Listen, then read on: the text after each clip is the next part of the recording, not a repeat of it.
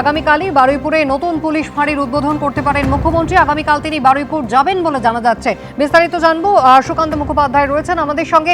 আগামীকাল বারুইপুরে যাওয়ার কথা রয়েছে সুকান্ত মুখ্যমন্ত্রী।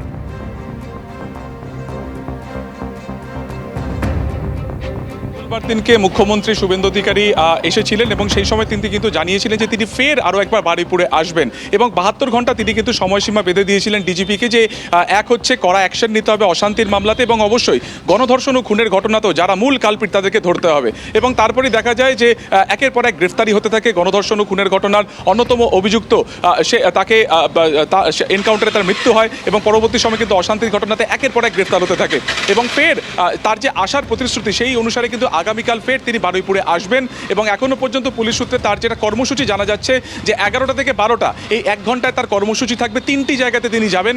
প্রথম, যে নাবালিকাকে গণধর্ষণ করে খুন করা হয়েছে তার পরিবারের সাথে তার দেখা করার কথা রয়েছে এবং এরপরে তিনি চলে যাবেন তার দ্বিতীয় কর্মসূচি, যেখানে তিনি 15 থেকে 16 মিনিট থাকবেন। সেটি হচ্ছে ইন্দ্রজিৎ মণ্ডল, যাকে রবিবার দিনকে সকালবেলা গণপিটুনি দিয়ে হত্যা করা হয় অভিযুক্ত হিসেবে। পরবর্তীকালে মুখ্যমন্ত্রী নিজেই কিন্তু বলেছিলেন যে এই ঘটনার সাথে তার কোনো যোগসূত্র নেই এবং নির্দোষ ছিলেন ইন্দ্রজিৎ মণ্ডল এবং সেই ঘটনাতে কিন্তু একের পর এক গ্রেফতারি হতে থাকে। তার পরিবারের সাথেও তিনি দেখা করবেন। এবং তৃতীয়ত এবং শেষ কর্মসূচি কালকে বেলা 12টার সময় যেটা শেষ হবে সেটা হচ্ছে সূর্যপুর পুলিশ ক্যাম্প, যেটা নতুন করে তৈরি হয়েছে সেটাকে উদ্বোধন তিনি করবেন।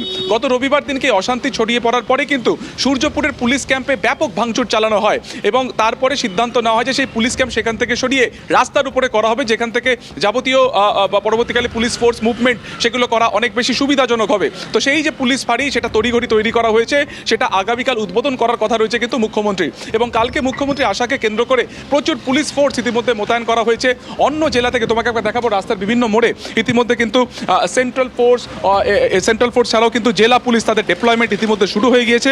আজকে আর কিছুক্ষণের মধ্যে জেলা থেকে অন্য জেলা বা পুলিশ জেলা থেকে 900 পুলিশ ফোর্স এখানে আসবে। তাদের সাথে ইনক্লুড করে এই যে রাস্তা সামনে বারুইপুর থানা রয়েছে সেখান থেকে প্রথমে তিনি ভিকটিম ফ্যামিলি অর্থাৎ নাবালিকার পরিবারের সাথে তিনি দেখা করবেন।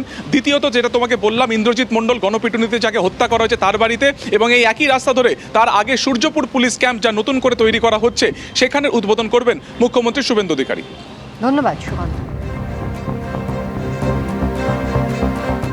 বারুইপুরের এই নৃশংস ঘটনা ঘটার পরে একেবারে বারুইপুরের এসপি অফিসে পৌঁছে গিয়েছিলেন মুখ্যমন্ত্রী শুভেন্দু অধিকারী। পরিবারের সদস্যরাও সেদিন উপস্থিত ছিলেন। কি বলেছিলেন দেখুন।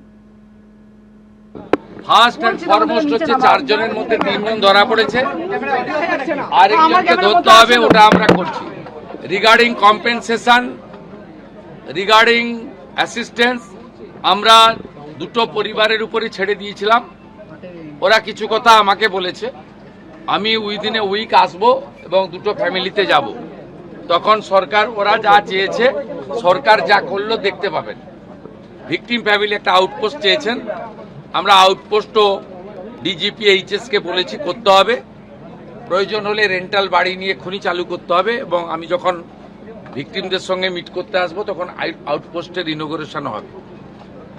আমরা এখানে অনেকগুলো ডিসিশন নিয়েছি, সেগুলো প্রপারলি আমরা দেখব।